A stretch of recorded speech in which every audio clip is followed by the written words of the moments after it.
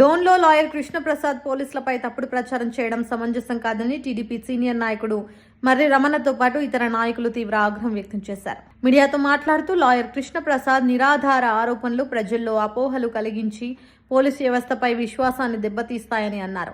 రాత్రింబవళ్లు ప్రజల భద్రత కోసం కష్టపడుతున్న పోలీసులను ఏకవచనంతో దూషించడం సరికాదని, లాయర్ అహంకారంతో పేద రైతులపై అనవసర కేసులు పెడితే ప్రజలు సహించరని హెచ్చరించారు. పేద రైతులకు అండగా ఉంటామని తెలిపారు. కృష్ణప్రసాద్ వెంటనే వాస్తవాలు గ్రహించి పోలీసు అధికారులకు 3 రోజుల్లో క్షమాపణలు చెప్పాలని సూచిస్తూ లాయర్ వృత్తి గౌరవాన్ని కాపాడేలా బాధ్యతాయుతంగా ప్రవర్తించాలని ఈ సందర్భంగా నాయకులకు సూచించారు.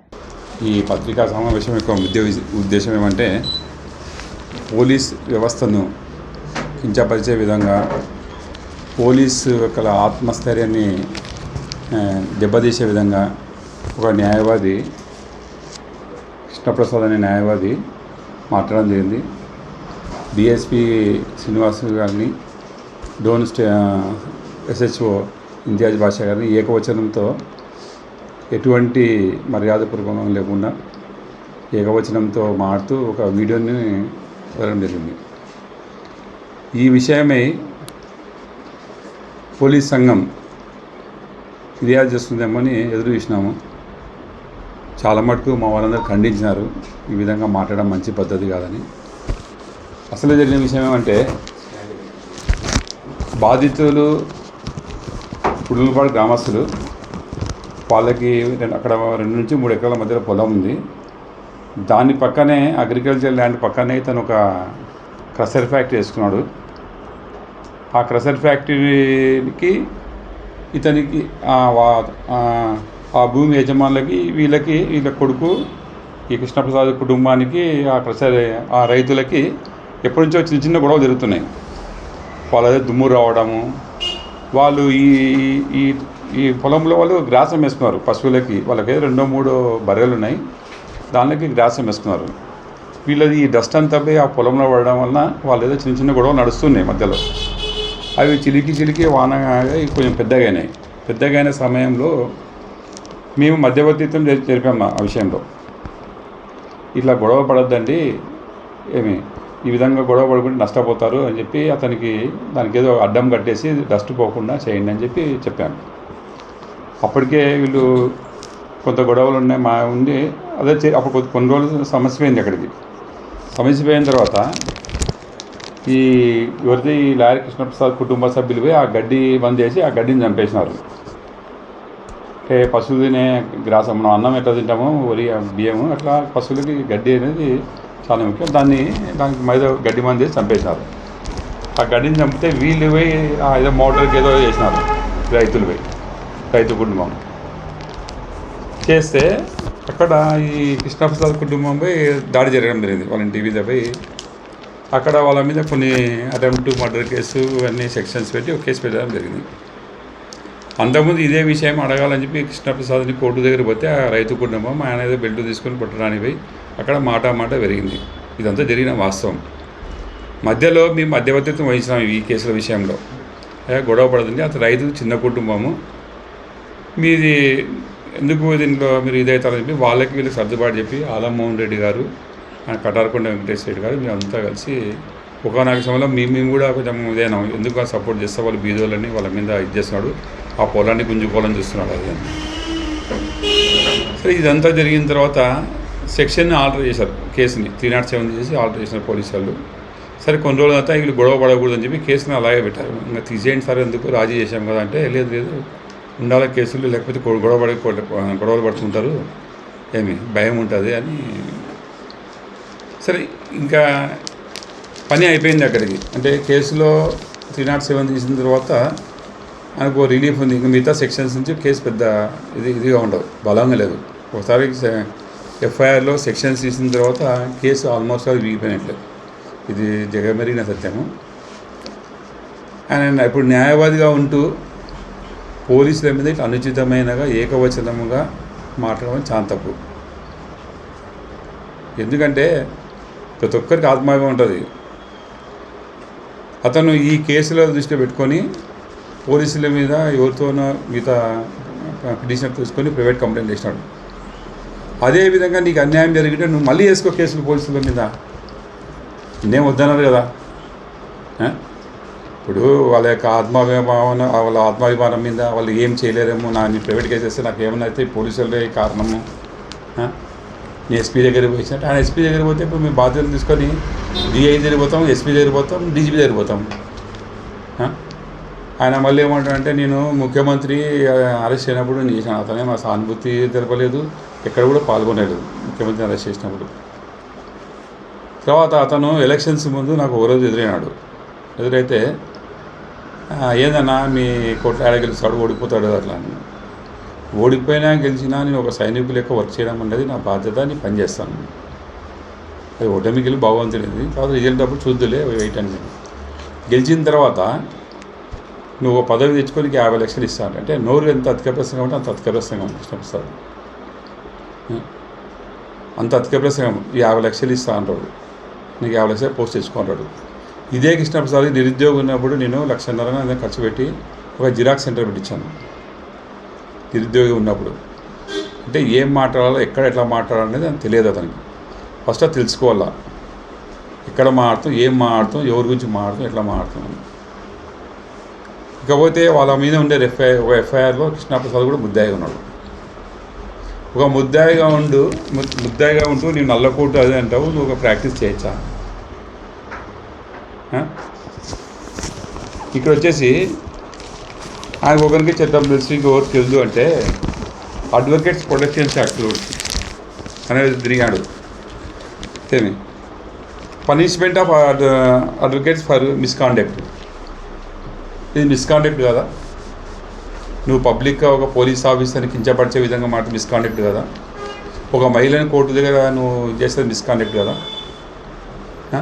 నీ ఎన్రోల్మెంట్ ఖతం అయితే నీకు నల్లకోటు కదా, ఏది కూడా ఉన్నది, డ్రెస్ ఉండదు అని. ఇప్పటికైనా 3 రోజులు టైం ఇస్తున్నాము. సమస్య ఉంటే కూర్చొని మాట్లాడే పరిష్కరించే ఒక పద్ధతి ఉంది. కాదు నీకు కోర్టు ఉంది, న్యాయం ఉంది, నువ్వు కోర్టులో ఫైట్ చేసుకోవచ్చు. పోలీస్ వ్యవస్థ ఎట్లా పనిచేస్తుందంటే నేను కల్లారా ఈ మధ్యకాలం చూసినాను.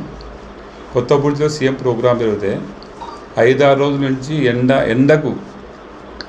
ఎండకు 5 రోజులు ఎంతో శ్రమించి ప్రోగ్రాం సక్సెస్ చేసినారు.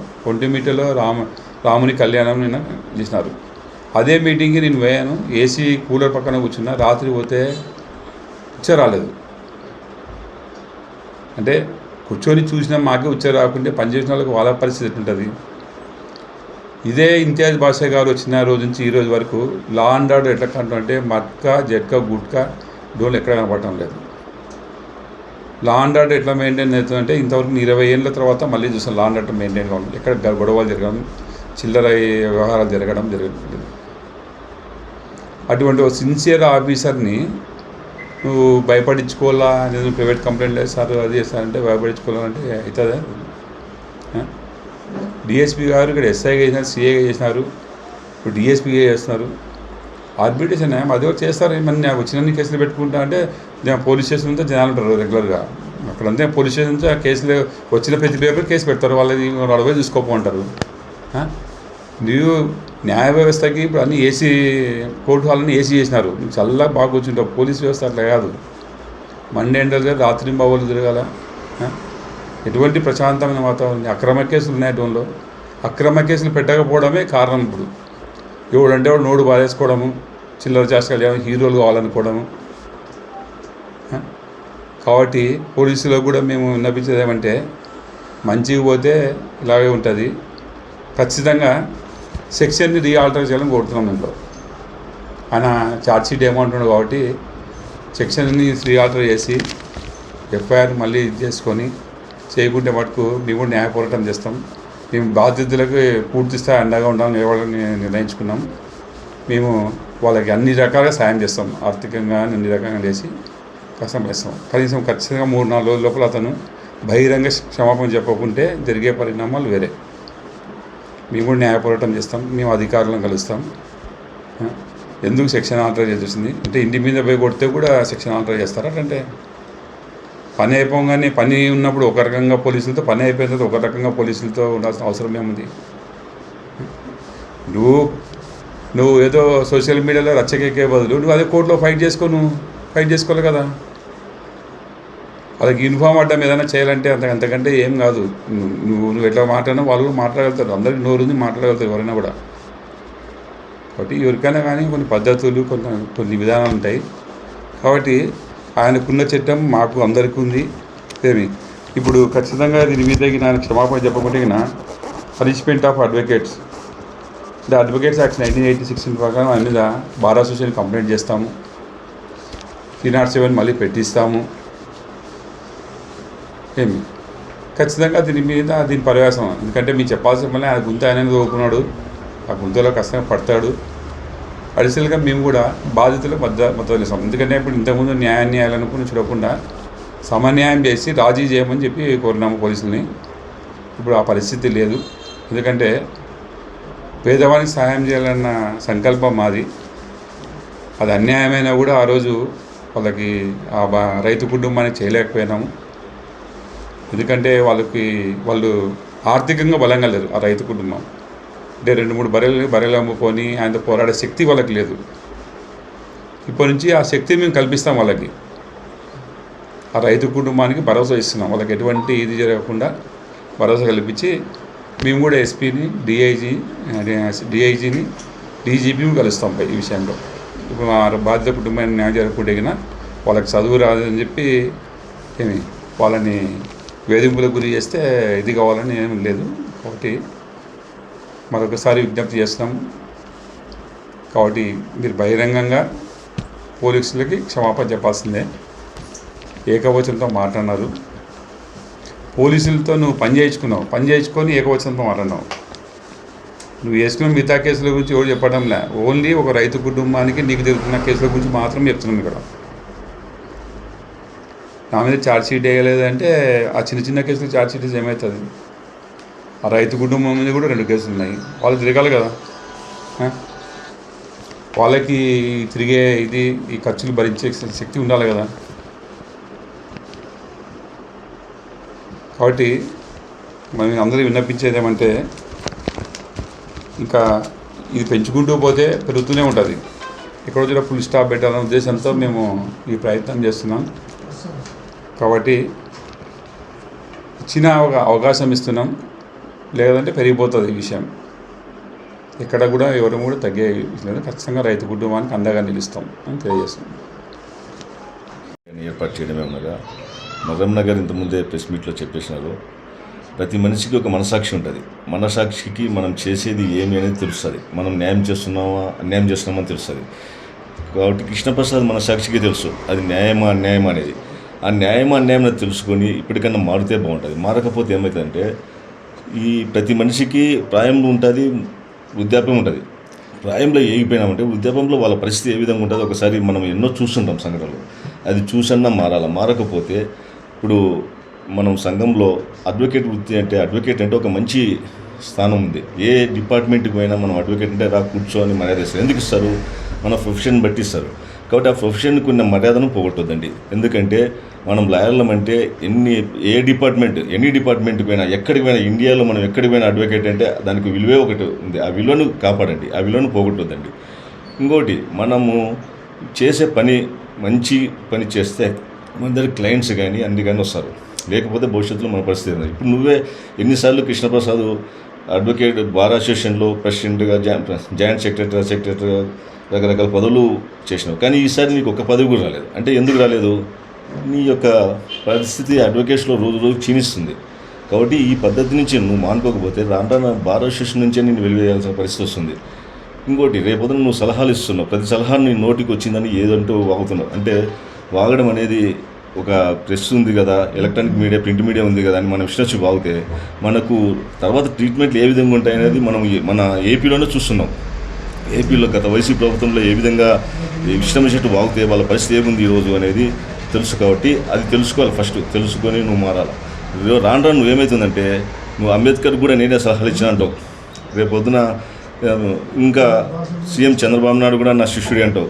లేకుంటే పవన్ కళ్యాణ్ నా దగ్గర పనిచేసిపోయినాడని రకరకాల చెప్పే పరిస్థితులు ఉన్నావు. కాబట్టి నువ్వు ఇవల్ల మానుకొని నీ నోరు ఉందని ఏదంటే అది అవాకులు చెవాకులు మానుకొని నువ్వు మంచి కరెక్ట్ పద్ధతిలో పోతే భవిష్యత్తులో నీకు మంచి భవిష్యత్తు ఉంటుంది. లేకపోతే మర్రి రమణ గారు చెప్పినట్లు మేము గీన రైతులకు అండదండగా ఉన్నామంటే నీ పరిస్థితి ఏ విధంగా ఉంటుందో ఒకసారి ఊహించుకో. నీవన్నీ తెలుసు, ఎక్కడెక్కడ ఏం జరిగినావు, ఏం కేసులు ఉన్నాయని కూడా తెలుసు. ఒక అడ్వకేటుగా, ఒక పద్ధతిగా మేము వద్దు దాన్ని నాటికి తుంచేస్తామనే ఉద్దేశంతో నేను మర్రన్న అందరం మిగతా కడా వెంకటేశ్వర రెడ్డి అందరం కలిసి మేము ఒక పద్ధతిలో పోతున్నాం. మేము అదేగిన ఆ రోజుగిన కన్ను తెరిచింటే నువ్వు ఏ విధంగా ఉంటుందో నీ కేసులు సిమెంట్ నగర్ ఏమి, డోన్లు ఏమి, నీ దగ్గర పనిచేసే వాళ్ళు ఏమి, ఈ వల్ల కేసులు బయటకు తీస్తే నీ పరిస్థితి ఏముంటుందో ఒక్కసారి నీ ప్రొఫెషనే భవిష్యత్తులో అంధకారమైపోతుంది. దీని నుంచి నువ్వు బయటపడి మంచి భవిష్యత్తు, నువ్వు ముందు నీ పిల్లల భవిష్యత్తు కూడా బాగుండాలంటే నువ్వు మంచి నడుకులు నడిస్తే నీ పిల్లలు కూడా మంచి నడుకులు నడుస్తారు. నువ్వు తప్పు నడుకులు నడిస్తే నీ పిల్లలు కూడా అదే పద్ధతిలో నడుస్తారు. అప్పుడు ఏమవుతుంది, ఈ భవిష్యత్తులో నీ పిల్లలు కూడా సేమ్ పరిస్థితి అవుతుంది. కాబట్టి నువ్వు, నీ పిల్లలు, నీ కుటుంబం అందరము, మన కాస్ట్ మనం అందరం బాగుండాలంటే నువ్వు ఈ 3 రోజుల్లో ఏదో ఒక డెసిషన్ తీసుకొని చెప్తే బాగుంటుంది. లేకపోతే పరిస్థితి రివర్స్ అవుతుంది, తారుమారు అవుతుంది. కాబట్టి ఇది నేను మరొకసారి సలహా ఇస్తూ అనిపించుకుంటాను. లైక్ చేయండి, షేర్ చేయండి, సబ్స్క్రైబ్ చేయండి. మరిన్ని వీడియోల కోసం బెల్ సింబల్ పై క్లిక్ చేయండి.